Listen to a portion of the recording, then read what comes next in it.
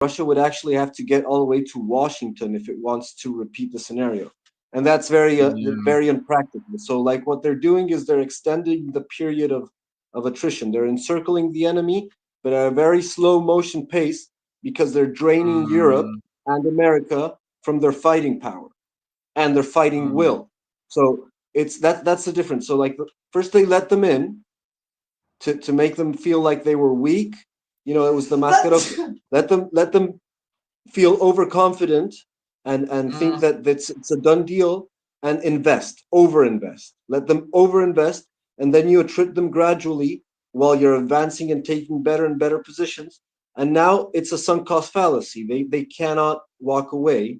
They already have too much invested. And so you see Europe, the collective West, and America breaking at the seams. America's diplomatic power and soft power, and Europe's economic power and soft power, and their social cohesion is falling apart while they keep on mm. investing in this failed project. So Russia, what it's doing right now, it's destroying the real enemy, which is the collective Western alliance, the North Atlantic Treaty. That's what's starting to be attrited right now. So the Ukrainian army, the more that like Russia would even want to preserve their manpower, so like give them back their prisoners, let them escape, so that they can keep on sucking in more equipment, more resources from the West. Actually, it's very important to exchange prisoners' bodies.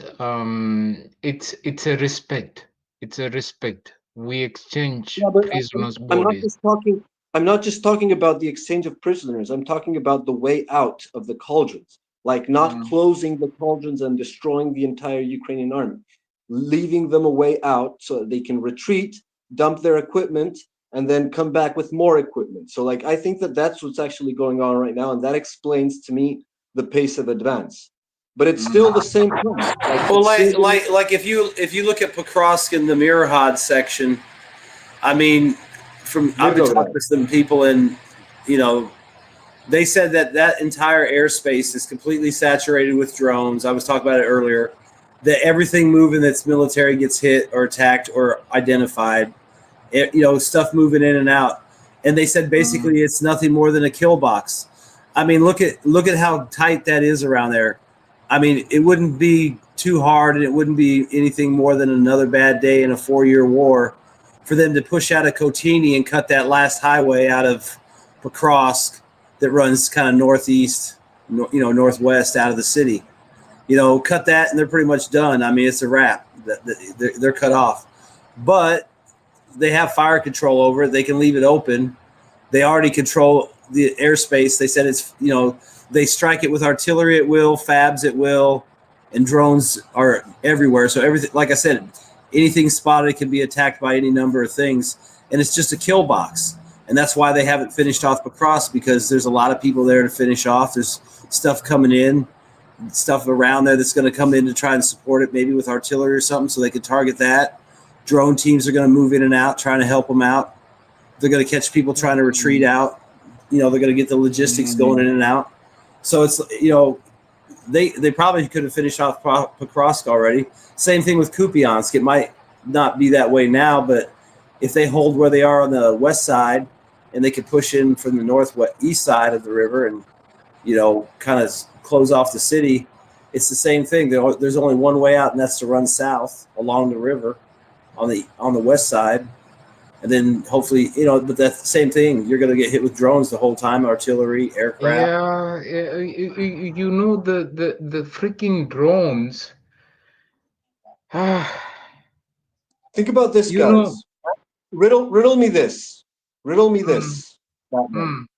mm, If Russia had conquered Ukraine already, like before the Shanghai Cooperation Summit, do you think India would have joined with China again? No, because I don't. I think if Russia ends the war right now, they end in a bad place because they don't even have a buffer zone. I mean, to me, anything less than the Dnieper River is kind of the loss. Just yeah, because yeah, yeah, you got yeah, to. I mean, yeah, I would even probably want a DMZ on the other side, mm, but I'd at least want the river barrier. I mean, mm, and I'm willing to mm. figure out something around Kharkov and It, Sumy and Kiev. But It's always about the river Von. The oh, I river know. And then was think about it. You're going to want to go across the river and all the way over to Odessa and over to Transnistria because you're going to want no, all that connect. Because you're going to want to have all that connected up. I mean, that might be the dream scenario, but I mean, realistically, we're not interested in that. But oh, you personally may not be, but I bet you there's a lot of Russian people that are. Because think about it, you got to do that if you want to eliminate the problem. yeah. I mean, it's your backyard. You need to have the say in it, and the only way you're going to have total say is if you have that map, which means you have to have Transnistria, you have to have Odessa, Mykolaiv, Kryvyi, Dnieper, Yeah. the city, the river. Maybe Kiev is some kind of open city.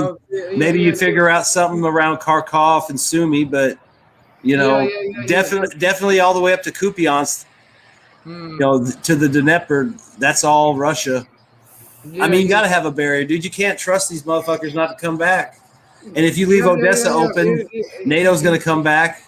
You might as well control it because you control the money. Then you control all that. You control the money, which means you can make whatever's left of Ukraine heal and do what they're supposed to. Have a buffer zone. You needed a buffer zone from the west anyway. John, go ahead, John.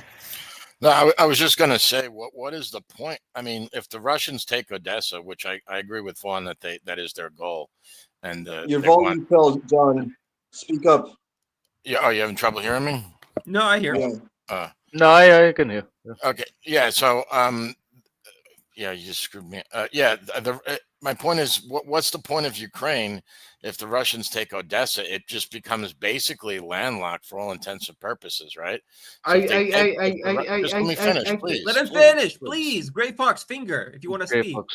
And then, so if the Russians take Odessa, then the rest of it falls apart, right? Like logistically, it's done, right? The Russians get pretty much everything they want. I mean, Vaughn would argue they'd still want to have some sort of corridor to Transnistria, whatever.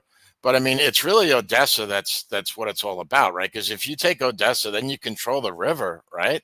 I mean, everything is blocked then. I mean, that's the ball game. And then Ukraine pretty much becomes nothing can move in or out of it without the Russia's okay. So I mean, I'm thinking that, my fear about this war getting larger is that NATO, if Russia really looks like it's going to take Odessa, I think there's a bunch of psychopaths in Europe that'll put troops in the ground to prevent Russia from taking Odessa. I'd love to hear what Wyatt thinks about it. Well, and Vaughn too thinks about that. I think like I've said before, I don't think they'll actually go fight Odessa like a city fight. I think they'll literally wait till the Ukrainian army is so depleted that they can pretty much roll towards it and across the river and everything with minimal opposition.